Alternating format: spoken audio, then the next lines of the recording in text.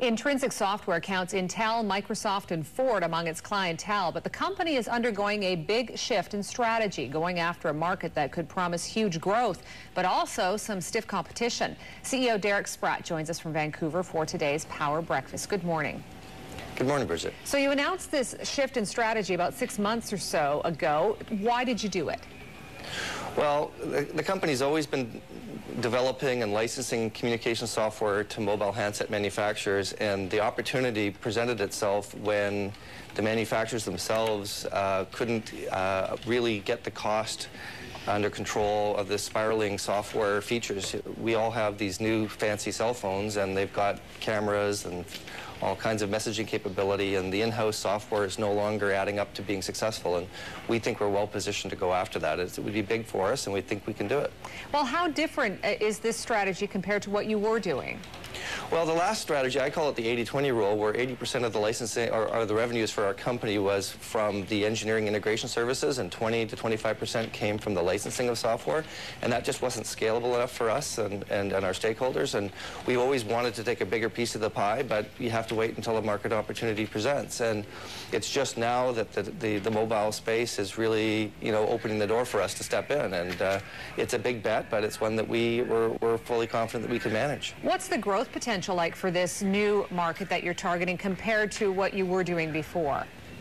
Well, we started in more niche markets 10 years ago when we got going, and we were pulled by our major customers, which include the major handset vendors like Motorola and Siemens and Samsung and Nokia. They've pulled us increasingly into the high-volume market, and it's now a market that, with 700 million phones shipping this year, about 70% of that market is the mid-range, the sweet spot we call the feature phone market, which we're targeting, and that's dominated by in-house proprietary solutions. And so it's either going to be the Linux open source people or Intrinsyc or some competitors to us that will emerge that will be grabbing that market. It's a huge opportunity. Do you have any kind of numbers or anything ballpark that you can put on this for growth potential?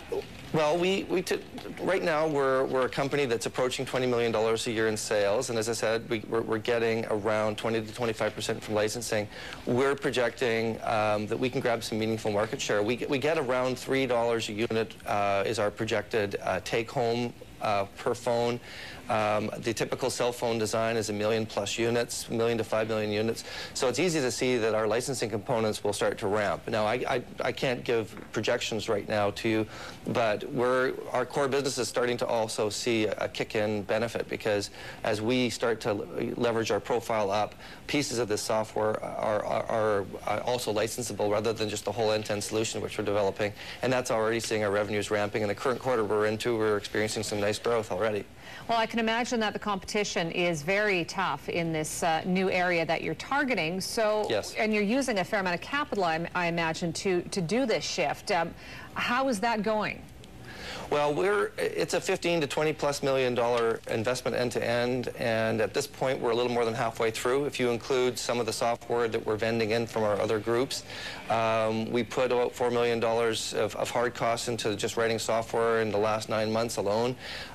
We have been using money that's been in our bank. We're around $7 million in the treasury today. We know that we have a little ways to go, and there's a number of options that we're looking at. One of them would be getting some prepaid royalties from our customers. As we grab first customer, we expect to get first customer sometime this year.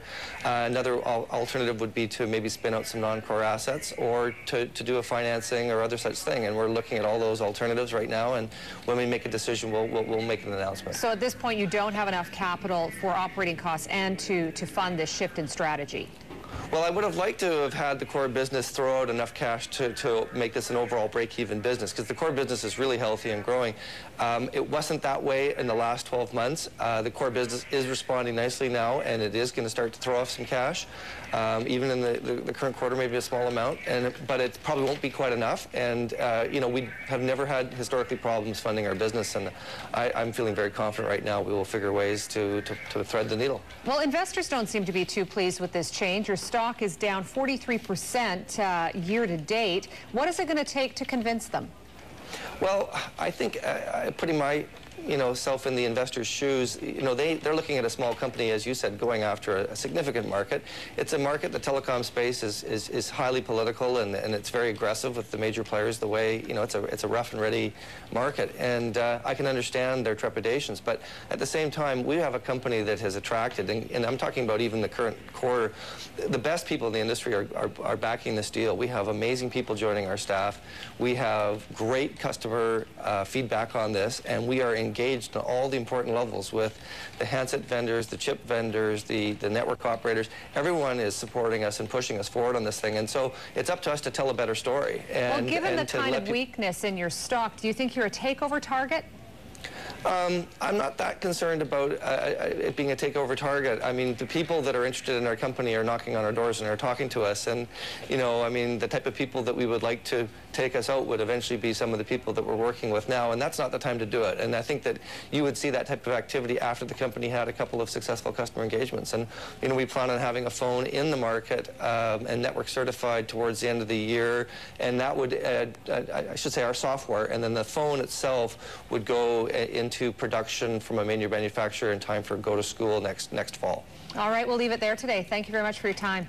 Thanks, Bridget. Have a great day. Our guest has been Derek Spratt, CEO of Intrinsyc Software, and that is today's Power Breakfast.